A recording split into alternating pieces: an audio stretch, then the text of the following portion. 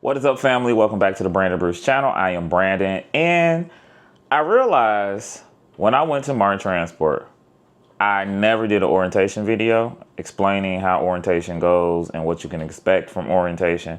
So I want to do this video about new hires, but not only new hires, rehires. Because if you don't know, I am back at Marten Transport. Let's jump in the video. Let's do it. All right, so let's start out. Let's jump into it. I'm not going to prolong this video. We're going to get straight to the point. So new hires. If you are a new hire going to Marten Transport, orientation is 2.5 days. That's what the standard is, but it can be longer depending on like if you came there and all your stuff isn't there, or if they're still trying to clear you. So what they're doing in the background while you're in orientation, they are doing audits of everything you gave them. They're doing checks and balances, making sure that everything clears, your driving record, what you told them on the application lines up with your previous employers. And Marten also calls your previous employer to make sure that you turned in the equipment and that you did not abandon their truck. So they do that. They do it for new hires and rehires. So it's 2.5 days. So on that first day, first of all, the day before orientation starts, it starts on a Monday. And what they're gonna do is send you probably a bus ticket.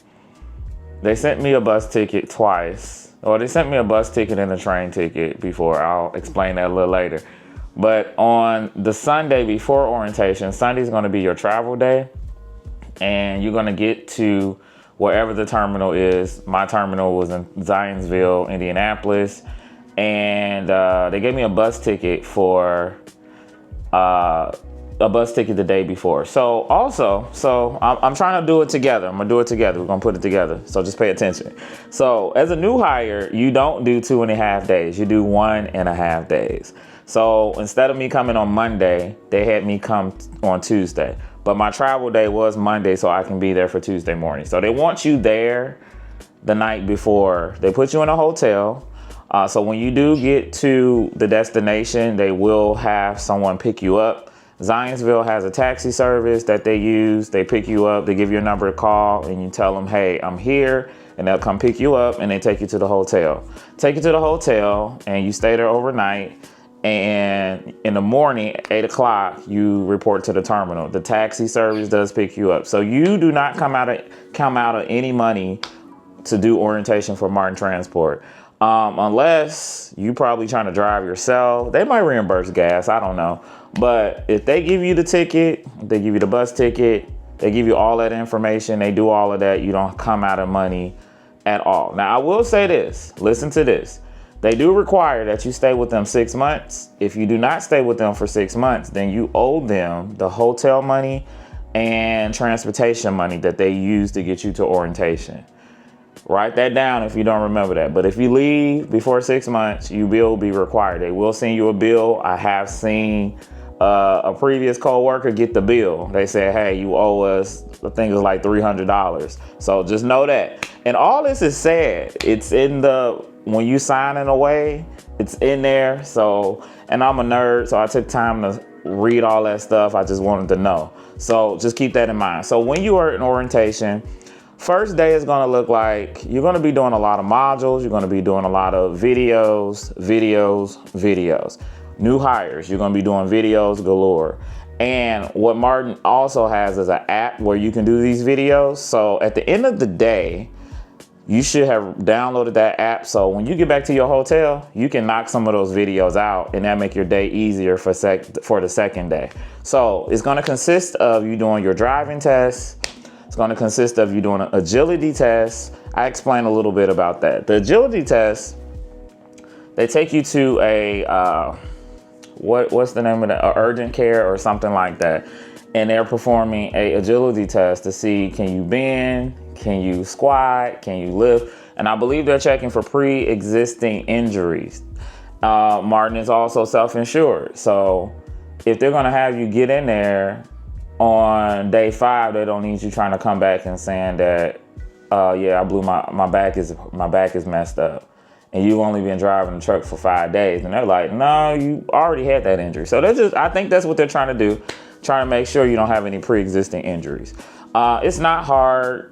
It's not hard at all. It can last as long as you make it. You knock the stuff out, and then it's simple stuff. They want you to pick up a crate, carry it here. They want to see if you can bend. They want to see if you can squat, stuff like that. No push-ups, no jump roping, nothing like that.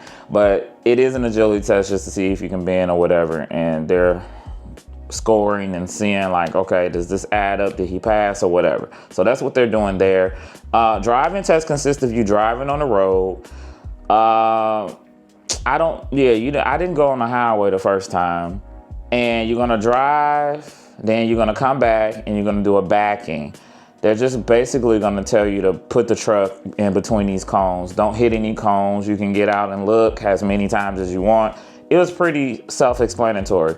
Oh, and know your pre-trip, but perform it as if you were just going to your truck, opening the hood. You don't have to recite anything, or you don't have to remember all the not cut, not broken, not bent. You don't have to remember all of that, but perform the pre-trip so you can at least look like you know how to do a pre-trip.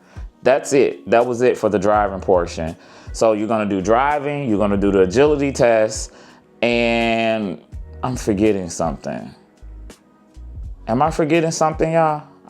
I think that's it majorly. And then the videos, you're gonna do a lot of videos. They're gonna have presentations where they have operations come in, a fleet manager is gonna come and talk to you, maintenance is gonna come in and talk to you. And this is for all new hires. So this is what you're doing within the 2.5 days. You have that half day because the half day is where you're supposed to get your truck. Also, I think the reason why they put 2.5 days also because let's say since you come in there and your med card has something wrong on it, they are going to send you to do a whole new med card. So they have that space in between for you to knock it out. Also, I'm assuming like if you didn't take the drug test, they're going to send you to take the drug test. So, I think they send you the drug test before you get there and start orientation. As far as the results don't have to be in yet. So like if you did your drug test on a Friday and you're supposed to be leaving on a Sunday to go, like, oh, they're still gonna let you go. I just hope you know you know your results, right? You know good and well what you do and don't do. So like, don't get down there and you can pass the drug test and you know good and well you didn't pass it. So don't waste your time and don't waste their time. All right, so keeping it rolling. So that's how new orientation looks. Let's talk about rehire. So rehire, 1.5 days. So they consider a rehire if you left within 90 days. So apparently I was shy of a few days. I was in the 80s. I was almost there on the 90. So when I called and asked about coming back, they was like, yeah, come on. You look good on our side. Cool, do this application, boom. I had an offer letter the following day. I had the drug test the following day and I knocked the drug test out and they was just like, yeah, hit his bus ticket, come on, we got you. So it went very fast. When I got there doing the rehire orientation, like I said, I came in on a Tuesday. I didn't come in on the Monday. Same thing happened. The taxi picks me up from the bus station, take me to the hotel. Then we do orientation. So my orientation was a little bit different. Yes, I signed certain documents, the standard application stuff you sign, the clearinghouse stuff, giving them access to run their stuff, doing all of that. You do all of that, but when it came to all the videos, I did not have to do all the videos I did before because when I came back within the 90 days, all of that was still there. So I did all my videos that I had to do that day within a day. When I left there, I had them all done. And that was it because all the other ones were still current. And also they made me do the safety videos that I missed from those few months that I was gone.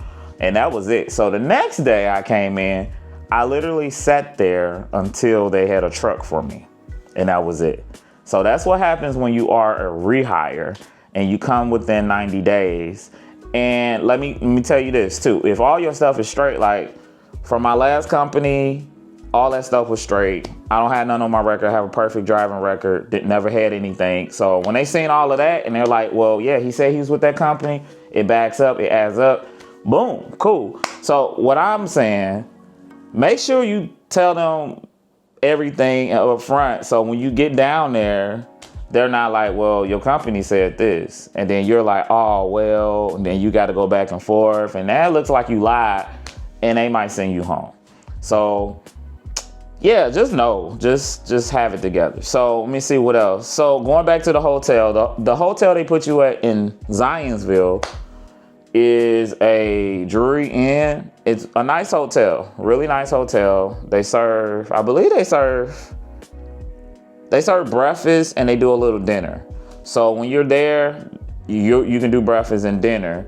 And when you're at orientation, Marten gives you lunch. They give you lunch during orientation. I think every day is something different. Like I only did lunch. No, I did lunch twice. The last day we had pizza, but the first day we had Dji Mics, and you got a chance to choose what number on the menu you wanted, and that's it. So I think that's it, y'all. It's pretty self-explanatory. And let me say this too. Marten is not I still feel like they're on the starter side within the company, within the trucking or whatever, but you do need 6 months. You need 6 months of experience on the road, experience in a tractor trailer. You need 6 months, but it is not a training school. So if you're looking for, like, when you go to orientation, for them to be teaching, showing you, they're not going to do that. They're literally going to put you in front of that screen and say, knock all this stuff out. And so I've been to 3 different companies so far. My last company was the same way. Like I went in one day, signed papers, and then they put me in front of the computer for the whole day and said, knock this out. And then when I did it, they was like, oh, okay, we can put you in the truck with a trainer. So it's very different from coming to a training company. Like I started my career, you know, my trucking career at Rail. They were teaching us how to drive a truck. They were teaching us how to be a trucker, basically. But when you leave that type of company, these companies are like expecting you to already know all that stuff. And so Marten does give you a mentor, somebody that works on the same fleet. They are a driver, they know the job, and they get paid. So they will answer their phone. I think I called the mentor one time when I first got to Marten. Not this time. I haven't needed to call anybody. And I will say too, so I'm back regional. This time around is like a piece of cake. Because when I was regional, when I first started, I was still learning. I was still getting confidence in doing this, confidence in backing. Now it's like a piece of cake. Like, I remember I used to get nervous, like going to a truck stop late, because I'm like, oh my gosh, I got a back, and like it might be the tightest, smallest thing. Like now, I'm just like, if I get that late, whatever, I'm gonna find something to blow it apart. So I am grateful now being in the truck, and let me say this too, I come home every weekend. Initially on paper, I'm 6 and 1, 6 days out, 1 day at home. It's a 34. It's always usually a 34 when you're regional. And then it had parameters though. Like, would you be at home for 48 hours? Yeah, basically you would, but that's dependent on the load that comes out. And so me and my dispatcher, we talk about that weekly. He asked me when I want to come home, if I want to come home Friday night or Saturday morning. But like I told him, I said, well, just pop me out Monday 4 or 5 a.m. and I can do a 48 hours. And he was just like, cool, that's fine with me. So I will say, it makes a difference. If you got that good fleet manager and dispatcher, you can make things shake and move. So I've just been blessed to have some good dispatching. Since I've been in trucking, I have never really had bad dispatchers. And I'm not being sexist, but I've only had male dispatchers and fleet managers, with the exception of one. But I had her for like 3 days, and then I had my other one. I had 2 when I was with Marten.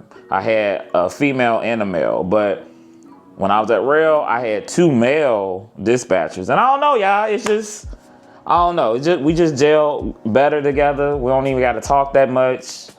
It ain't that much to talk about. Like I don't even talk to my fleet manager every day because I don't need to talk to him every day. You send me the load, cool. Only time I'm gonna talk to you is when it's supposed to be a drop and hook and this load not ready or something like that. That's what I'm gonna do. But that's a whole different story for another day. If you have any more questions, drop them below. I'll try my best to answer them. And thank you so much for watching. Be sure to like, comment, and subscribe. And I will see you in the next video. Hey, be blessed.